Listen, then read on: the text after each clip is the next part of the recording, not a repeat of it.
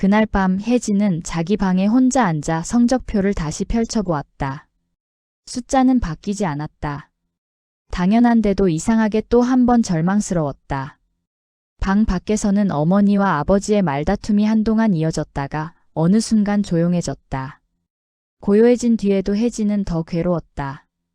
싸우는 소리보다 서로 아무 말도 하지 않는 소리가 더 무거울 때가 있었다. 책상 위에는 대학 입시 설명회에서 받아온 전단이 있었다. 서울의 전문대, 지방의 사립대, 취업률이 어쩌니 장학금이 어쩌니 하는 문구들이 빽빽했다. 혜진은 손가락으로 전단 구석을 접었다 펴기를 반복했다. 그러다 문득 이상한 생각이 들었다. 나는 이제 어디로 가야 하지? 그 질문은 너무 커서 방 안이 갑자기 숨막히게 좁아졌다. 머릿속이 뜨거워졌다가 금세 차가워졌다. 그때 혜진은 서랍을 열었다. 미술시간 준비물로 산 작은 커터칼이 안쪽에 있었다. 언제부터 거기 있었는지 알고 있었지만 그날 처음 제대로 쳐다보았다. 죽고 싶은 건 아니었다. 정말 아니었다. 혜진은 오히려 죽는 게 무서웠다. 바닷속처럼 깊고 끝없는 데로 떨어지는 기분을 상상하면 숨이 막혔다. 그런데 그날 밤 그녀는 처음으로 자기 안에 너무 많은 것이 쌓여 있다는 걸 느꼈다. 속이 꽉 차서 견딜 수 없는데 누구에게도 말할 수 없고 말해도 달라질 것 같지 않은 것들. 수능 성적, 가난, 어머니의 손, 아버지의 무능, 서울에 대한 막연한 동경, 그리고 자꾸만 작아지는 자기 자신. 그녀는 손목을 바라봤다. 하얗고 가는 피부 밑으로 푸른 핏줄이 비쳤다. 아주 얕게 정말 스치듯 그자 따끔한 통증이 왔다. 피는 생각보다 조금만 났다. 혜진은 그 자리에 얼어붙은 채 한참 상처를 내려다봤다. 눈물이 날 줄 알았는데 오히려 머릿속이 조용해졌다. 그 순간 그녀는 자기 마음을 이해했다. 혜진은 죽고 싶었던 게 아니었다. 누군가 붙잡아주길 바랐던 것이다. 딱 한 번만이라도 괜찮냐고, 왜 그러냐고, 네가 그렇게 힘들었냐고 물어봐 주길 바랐던 것이다. 하지만 아무도 묻지 않았다. 방문은 열리지 않았고 거실에선 TV 소리만 멀리서 들렸다. 혜진은 급히 상처를 씻고 반창고를 붙였다. 소매를 내리자 아무 일도 없었던 것처럼 가려졌다. 그것이 더 무서웠다.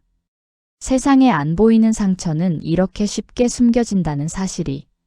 며칠 동안 혜진은 멍한 얼굴로 학교를 다녔다.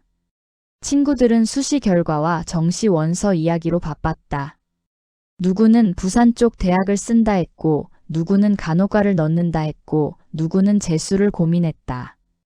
혜진은 그 사이에서 계속 웃는 척했다. 집에서도 마찬가지였다. 어머니는 시장일로 바빴고 아버지는 여전히 무언가를 해보려는 얼굴을 하고 다녔다. 혜진은 자기 성적 이야기를 먼저 꺼내지 않았다. 말하지 않으면 잠시라도 현실이 아닌 것 같았기 때문이다. 그 무렵 혜진은 졸업 후 바로 할 수 있는 아르바이트를 알아보기 시작했다. 마트 계산대, 동네 문구점, 식당 서빙, 횟집 보조. 친구들 몰래 전화를 몇 군데 걸었다. 하지만 동네는 좁았고 일자리는 적었다. 게다가 학생에게 줄 수 있는 돈도 너무 적었다. 어느 저녁 식탁 위에 생선찌개 냄새가 올라오던 날이었다. 방 안 공기가 이상하게 조용했다. 어머니는 평소보다 말이 없었고 아버지도 밥숟가락 소리만 냈다. 혜진은 또다시 숨이 막히는 기분이 들었다. 이 집에서는 조용한 날이 오히려 더 불안했다. 어머니가 먼저 입을 열었다. 혜진아. 혜진은 고개를 들었다. 대학 가라.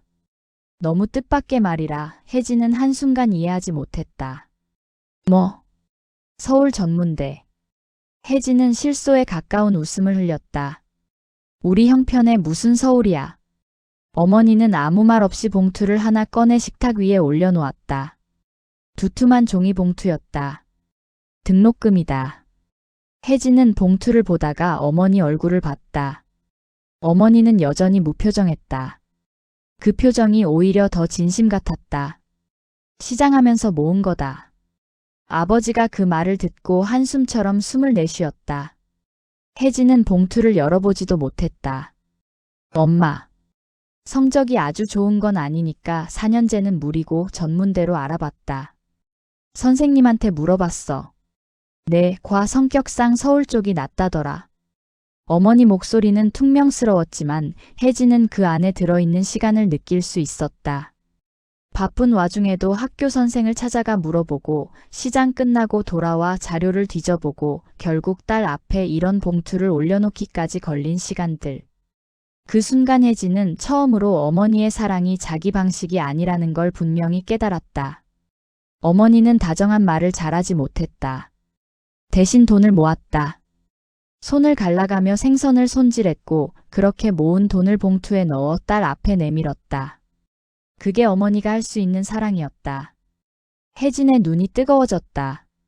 하지만 쉽게 울지 않았다. 울면 어머니가 불편해할 것 같았다. 그때 아버지가 천천히 말했다. 보증금은 내가 낼게. 어머니가 곧바로 쏘아봤다. 당신이 돈이 어디 있어? 아버지는 잠시 입을 다물었다가 웃지도 울지도 못할 얼굴로 말했다. 예전에 빌려준 돈 일부 들어온다. 그걸로 하자.